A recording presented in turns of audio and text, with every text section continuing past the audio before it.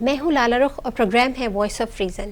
آج جو مہمان شخصیت ہمارے ساتھ موجود ہیں وہ کسی تعارف کی محتاج نہیں، لیفٹیننٹ جنرل امجد شعیب صاحب۔ جی امجد شعیب صاحب، آج کل حکومت کی تبدیلی کے حوالے سے دو آرا پائی جاتی ہیں۔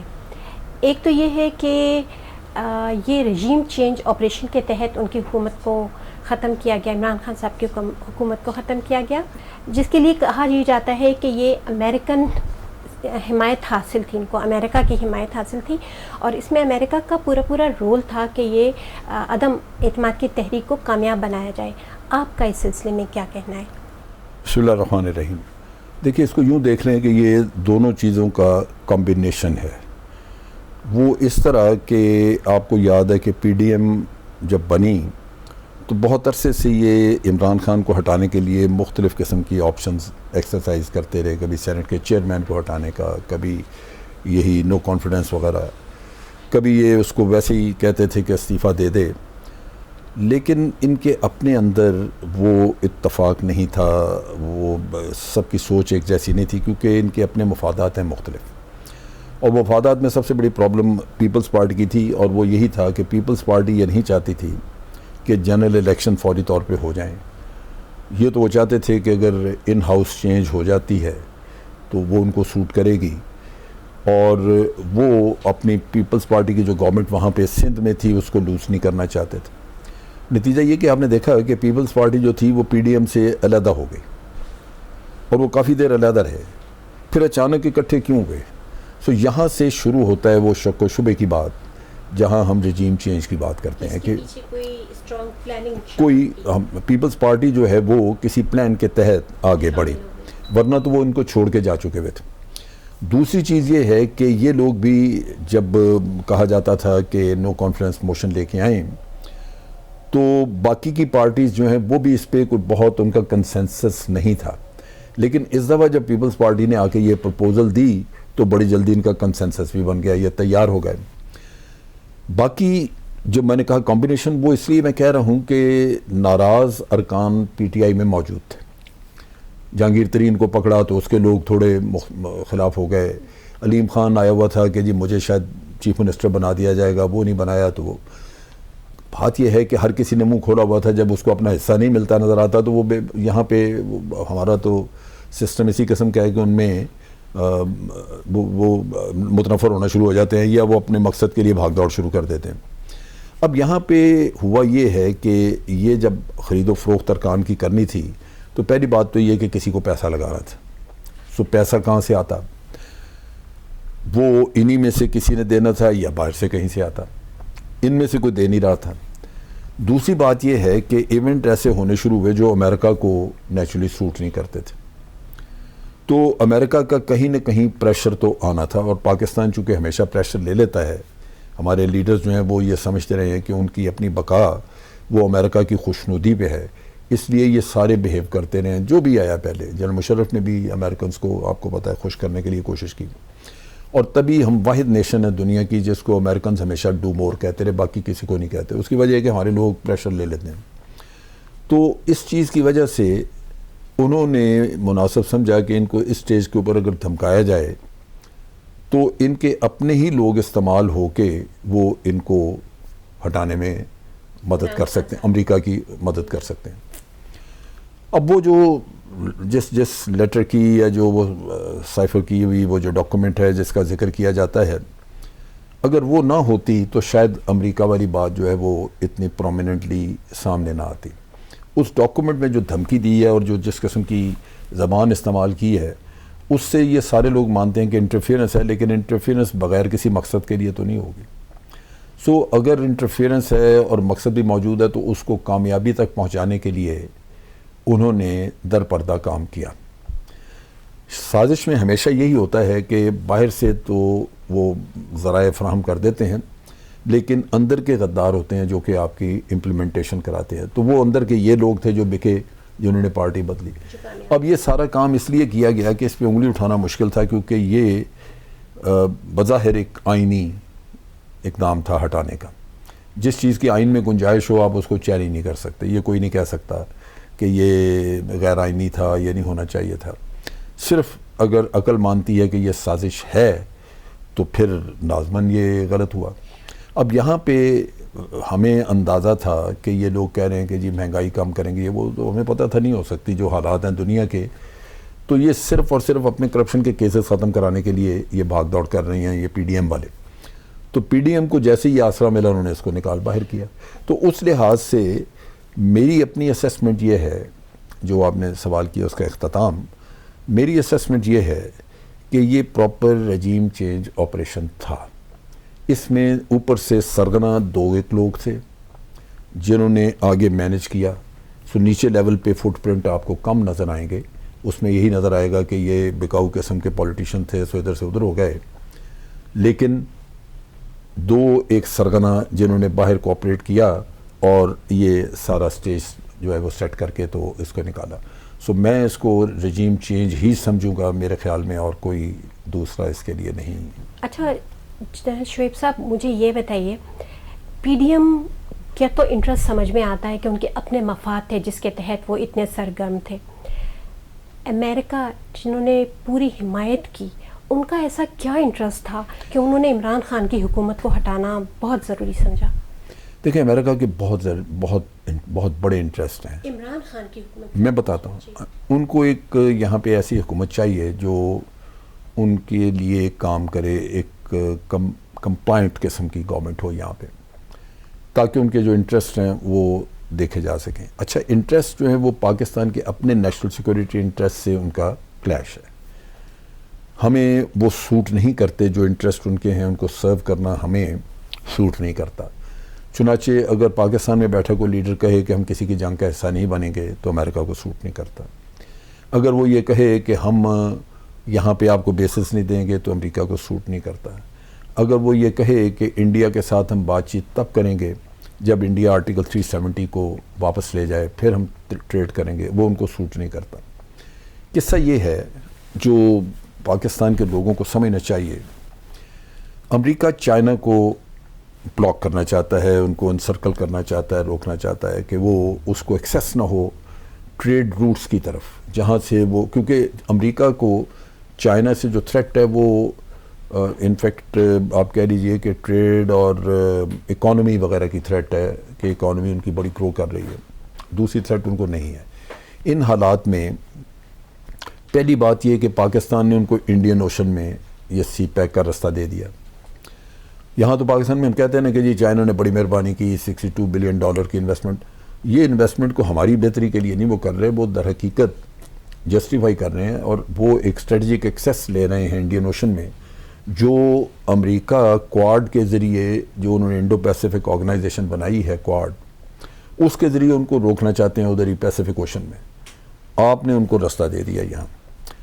وہ یہ چاہتے ہیں کہ پاکستان ایک تو چائنا کے اتنا قریب نہ جائے کہ چائنا کے اسٹریٹجک انٹرسٹ جو ان کو سرو کرنا شروع کر دے. سو پہلی چیز یہ کہ پاکستان کو اتنا فورس کیا جائے, اتنا ان کو سکویز کیا جائے کہ یہ ہماری بات سنیں اور چائنا کے اتنا قریب نہ جائیں. دوسرا ایشو یہ ہوا کہ انڈیا کو انہوں نے کوارڈ میں کھڑا کیا. اب یہ جو کوارڈ 4 ملکوں کا ہے, جس میں جاپان ہے اور آسٹریلیا ہے, امریکہ ہے, ان ساروں کی اگر جنگ ہو جاتی ہے چائنا کے ساتھ تو وہ چائنا کے ساتھ سی بیٹل تو ہو سکتی ہے کہ سمندر میں ان کا پیسیفک اوشن میں ان کی کنفرنٹیشن ہو, لیکن نقصان اگر ہوتا ہے تو وہ صرف بھارت ایک ملک ہے جس کا ہوگا, اور وہ اس کے لینڈ بارڈرز ملنے کی وجہ سے ہے. زمینی جنگ بھارت کی ہوگی اور بھارت کو ہو سکتا ہے کہ بہت سارا علاقہ جو ہے وہ کھونا پڑ جائے. لہٰذا بھارت امریکہ کو یہ کہتا ہے کہ جی ہم چائنا کے اگینسٹ کھڑے نہیں ہو سکتے. اگر آپ نے ہمیں چائنا کے اگینسٹ کھڑا کرنا ہے تو پہلے پاکستان ہمارے پیچھے سے ہٹائیں. پاکستان, انہوں نے کہا یہ ہمارے لیے اتنی بڑی تھریٹ ہے, ایک نیوکلیر پاور ہے. پاکستان اگر یہ تھریٹ نہ بنے, پاکستان ہٹ جائے, تو ہمارے لیے پھر ممکن ہے کہ ہم اپنی پوری قوت جو ہے وہ چائنا کے اگینسٹ لگا دیں. اب اس میں وہ پرابلم آ رہی ہے ان کو کہ پاکستان کو کیسے ہٹائیں. پاکستان نیوکلیر پاور ہے, اور نیوکلیر پاور کے لیے یہ بڑا ضروری ہے کہ وہ اس کو پہلے نیوکلیر سٹیٹس سے رکھا جائے. اب جو عمران خان نے بات کی تھی وہ یہی ہے. جتنے بروس رائڈل اور اس طرح کے لوگ جو انڈیا وزٹ کرتے رہے ہیں, وہ اپنی تحریروں میں آ کے لکھتے رہے ہیں کہ انڈیا میں ہمیں ایک ہی ڈیمانڈ کی جاتی ہے کہ پاکستان کا نیوکلیر پروگرام کسی طرح بند کرا دو, پھر ہم جانے اور پاکستان جانے، ہم سنبھال لیں گے۔ اس چیز کو امپلیمنٹ کرانے کے لیے دو رستے ہیں، یا تو پاکستان کا نیوکلیر پروگرام رول بیک کرایا جائے جو یہاں نہیں کوئی کرنے دے گا۔ پولیٹیکل سائیڈ یہ مان سکتی ہے کہ چلیں این پی ٹی پہ دستخط کر دیں۔ اگر آپ این پی ٹی پہ دستخط کر دیتے ہیں تو پاکستان کا نیوکلیر پروگرام فردر گرو کرنا بند ہو جائے گا، اور 5 سال بعد ہو سکتا ہے کہ انڈیا ہم سے نیوکلیر پروگرام کی شکل میں اتنا آگے نکل جائے کہ وہ پاکستان تھریٹ ہی نہ رہے اس کے لیے اتنی۔ دوسرا، وہ کشمیر کو ختم کرانا چاہتے ہیں، پاکستان کو یہ کہتے ہیں کہ آپ ٹریڈ شروع کریں، وہ آرٹیکل 370 وغیرہ کا قصہ چھوڑیں، یہ چیزیں بعد میں بھی دیکھی جائیں گی۔ کشمیر 70 سال حل نہیں ہوا تو آگے بھی 70 سال نہیں ہوگا، کیا فرق پڑتا ہے؟ آپ کنیکٹیویٹی کو ترجیح دیں، بزنس کریں، اکانومی پاکستان کی بڑی خراب ہے، وہ بہتر ہوگی۔ لہٰذا آپ نے دیکھا کہ یہ ٹریڈ اٹیچی پوسٹ کر دیا انہوں نے وہاں پہ انڈیا میں، دہلی میں، اور اس طرف کام شروع ہو گیا، اور سب نے کہنا شروع، اکثر ان میں سے گورنمنٹ نے کہنا شروع کر دیا کہ ہمیں پاسٹ میں نہیں رہنا چاہیے، وہ انمیٹی اچھی نہیں ہے ہمیں یہ امریکہ کی ریکوائرمنٹ۔ تیسرا یہ ہے کہ انہوں نے افغانستان میں جو شکست ان کو ہوئی ہے، اس شکست کو انہوں نے فتح میں بدلنا ہے، اور وہ یہ ہے کہ وہ بہت نقصان اٹھا چکے خود وہاں پہ جا کے افغانستان میں بیٹھ کے لڑنے سے۔ ان کو اب ذہن میں آیا ہے کہ جو نسخہ افغان طالبان نے امریکہ کے خلاف استعمال کیا، اب وہی نسخہ امریکہ کو افغانستان کے طالبان کے خلاف استعمال کرنا ہے، اور وہ ٹھہر نہیں سکیں گے۔ وہ کیسے؟ کہ پاکستان میں اگر ان کو بیسز مل جائیں تو وہ پاکستان سے فائر استعمال کر سکتے ہیں، ان کے ڈرونز جا سکتے ہیں، جا کے وہاں پہ فائر کر سکتے ہیں، اور ساتھ اس کے یہاں پہ ایک انٹیلیجنس بیس بہت بڑا بن سکتا ہے جس کے ذریعے وہ افغانستان کو مینج کرنا شروع کریں۔ وہاں پہ ہوا یہ ہے کہ افغانستان میں 3 لاکھ فوج تھی جو امریکہ نے تیار کی تھی، وہ طالبان کے ساتھ لڑی نہیں بلکہ تتر بتر ہو گئی، دائیں بائیں نکل گئے۔ ان میں سے بہت سارے لوگ اپنے ساتھ ہتھیار بھی لے گئے، ویپنز بھی لے گئے۔ وہ امریکہ کے وقت میں تو ان کو آمدن بڑی رہی، کھاتے پیتے رہے، اب وہ بیکار ہیں، بھوکے پھر رہے ہیں۔ سو اگر ان کو کوئی آرگنائز کرتا ہے، پیسہ لگاتا ہے، تو وہ ٹیررزم کرنے کے لیے تیار ہوں گے طالبان کے خلاف۔ دوسرا، جو یہاں سے لیڈرز بھاگ گئے تھے بعض، جو کہ اشرف غنی کے ساتھ تھے اس وقت، اس میں خاص طور پہ ناردرن الائنس کے لوگ ہیں، پنشیر کے لیڈر ہیں 2-1، اور بھی یہ جو ایران میں بھاگے ہوئے ہیں کچھ لوگ، ان کو دوبارہ ایکٹیویٹ کر رہے ہیں۔ تو ٹیررزم اب کروایا جائے گا۔ امریکہ یہ چاہتا ہے کہ وہ مینج کر کے ٹیررزم افغانستان میں کروانا شروع کرے طالبان کے خلاف، اور طالبان کی حکومت کمزور کر کے تو پھر ان کو آرگنائز طریقے سے لانچ کر کے طالبان کو فارغ کیا جائے، واپس حامد کرزئی لایا جائے دوسرے۔ اب اس میں چیز یہ ہے کہ یہ امریکہ کی خواہش، امریکہ کی ضرورت ہے، پاکستان کی تو نہیں ہے یہ۔ اگر یہاں پہ وہ ہم سے وہ بیسز مانگ رہے ہیں اور ہمارے لوگ وہ بیسز دینے کے لیے تیار ہو جائیں، تو امریکہ نے یہ اپنے کانڈکٹ سے یہ دکھایا ہے کہ وہ جب ان کا مطلب پورا ہو جاتا ہے وہ پھر چھوڑ کے چلے جاتے ہیں۔ تو ہم تو اپنی جیوگرافی نہیں بدل سکتے، ہم تو بعد میں پھنسے رہیں گے افغانستان کے ساتھ یہاں۔ ابھی آپ نے ذکر کیا کہ یہ تمام جو آپ نے بڑی وضاحت کے ساتھ آپ نے بتایا کہ امریکہ کے اصل خواہشات یا اصل ان کی ڈیمانڈ کیا ہے اور وہ کیا کرنا چاہتے ہیں، انہوں نے یہ رجیم چینج کیوں کامیاب کروائی، یہ تو ان کی خواہشات ہیں۔ آپ یہ بتائیے کہ ہماری خارجہ پالیسی اب ان تمام باتوں کے مد نظر ہماری خارجہ پالیسی کیا ہوگی؟ کیا ہم ان کی ان تمام ریکوائرمنٹس کو پورا کرنے کے لیے تیار کھڑے ہیں؟ دیکھیے، خارجہ پالیسی میں بڑی احتیاط کی ضرورت ہوتی ہے۔ اب بہت کھل کے بہت اوپنلی باتیں نہیں کرتے جس سے کہ 2 ٹوک میسج چلا جائے اور پھر آپ کا معاملہ ختم ہو جائے۔ آپ کچھ نہ کچھ ابہام رکھتے ہیں اور وقت سے فائدہ اٹھاتے جاتے ہیں، پھر وقت چینج بھی ہو جاتے ہیں۔ مثال کے طور پہ اگر عمران خان نے کہا ایبسولوٹلی ناٹ، تو یہ غلط تھا، یہ انہیں نہیں کہنا چاہیے تھا۔ اس میں آپ کہہ سکتے ہیں کہ جی ہم یہ ایشو بڑا سینسٹیو ہے، ہم اپنے پارلیمنٹ میں لے کے جائیں گے، پھر ڈسکس ہو جائے گا، جیسے پاکستان کے عوام چاہیں گے ہم کر دیں گے، یا کوئی بھی اور مناسب، جس سے کہ فارن پالیسی کو آپشنز ملیں، ان کو موقع ملے کہ وہ آگے مزید ایکسپلور کر سکیں۔ آپ جب اپنے آپ کو بند گلی میں گھسا دیتے ہیں، آپ کہتے ہیں ایبسولوٹلی ناٹ، تو معاملہ ختم ہو گیا، وہاں پہ آگے مزید کوئی بات کرنے کی جگہ ہی نہیں، گنجائش ہی نہیں رہتی۔ سو یہ ہمیں نہیں کرنا چاہیے، فارن پالیسی کو ایکسپرٹس کے اوپر چھوڑنا چاہیے۔ اور اس میں کرنے کی ضرورت کیا ہے؟ میں آپ کو ایک بنیاد بتاتا ہوں. ہم امریکہ کو یا مغربی دنیا کو اپنے مخالف یا اپنے ساتھ ناراض کر کے وقت نہیں گزار سکتے. اس کی ایک بڑی بنیادی وجہ ہے ہماری اس وقت جو ٹریڈ ہے وہ تقریباً $42 بلین کی ہے امریکہ اور یورپین یونین کے ساتھ ملا کے.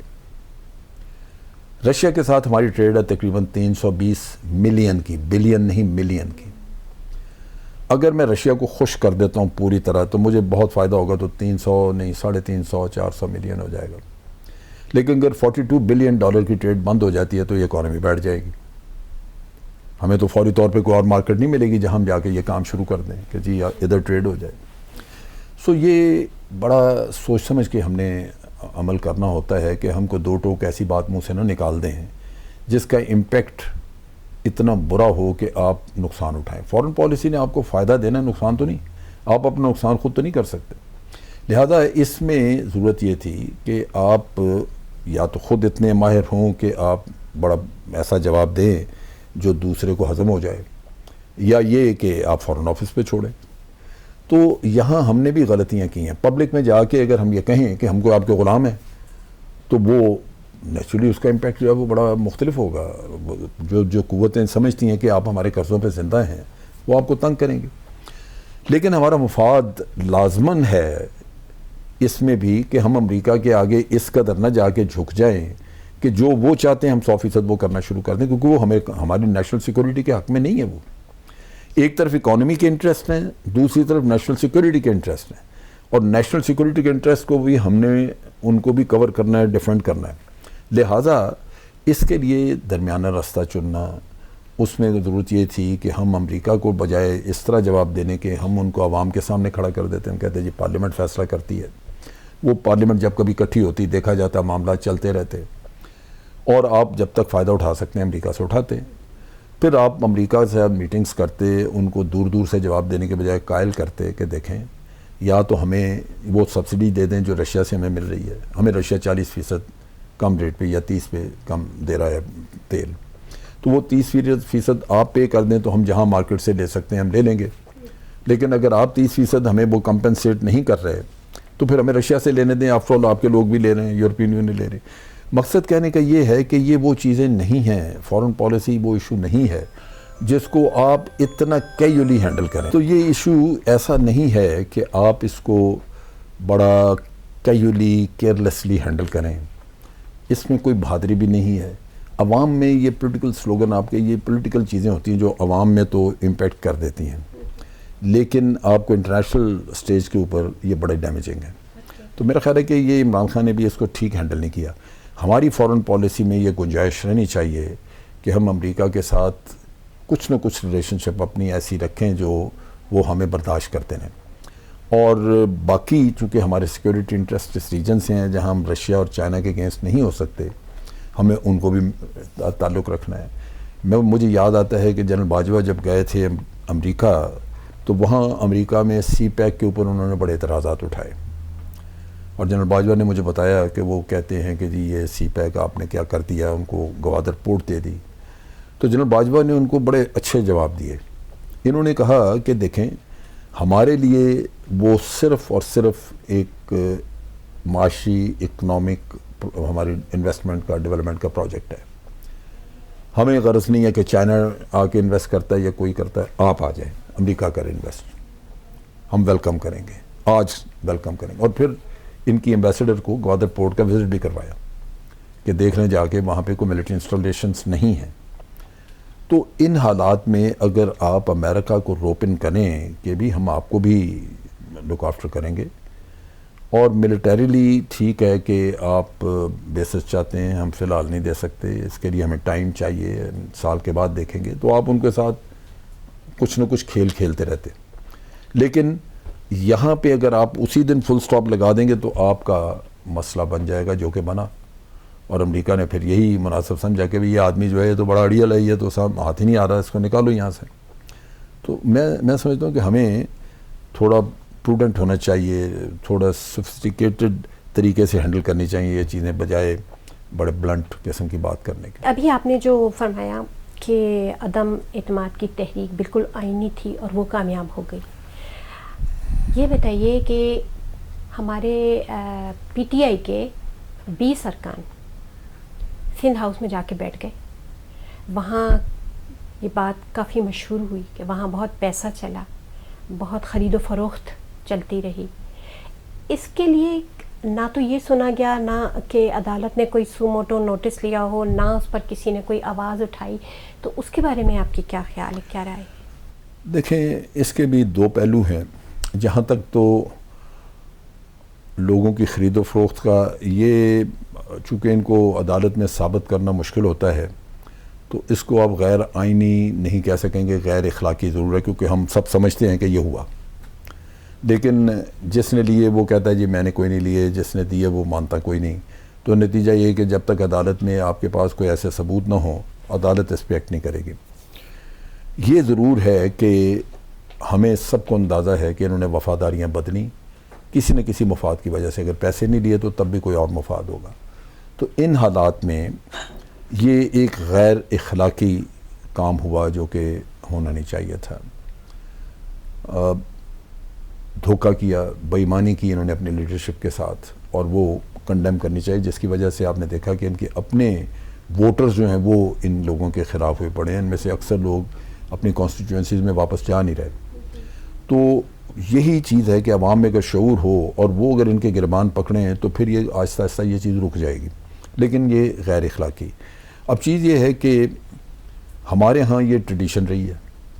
جب عمران خان کی یہ الیکشن میں آئے عمران خان, اور اس وقت الیکٹیبلز کی انہوں نے بات کی, تو یہی طبقہ تھا جو کہ دائیں بائیں سے انہوں نے بھی اکٹھا کیا. اب وہ جب اپنی کسی پارٹی کو چھوڑ کے وہ پی ٹی آئی میں آئے ہیں تو وہ توقعات لے کے آئے. مثلا راجہ ریاض ہے, راجہ ریاض سمجھتا تھا کہ اس کو کوئی بہت بڑا عہدہ مل جائے گا, کوئی منسٹر بن جائے گا, وہ نہیں بنا. تو اب اس کا باقی تو اس کا کوئی مقصد ہی نہیں ہے, کوئی اخلاقیات والی تو بات ہی نہیں ہے. نہیں ملا تو ٹھیک ہے بھی, میں اب کسی اور کے ساتھ ہو جاؤں گا.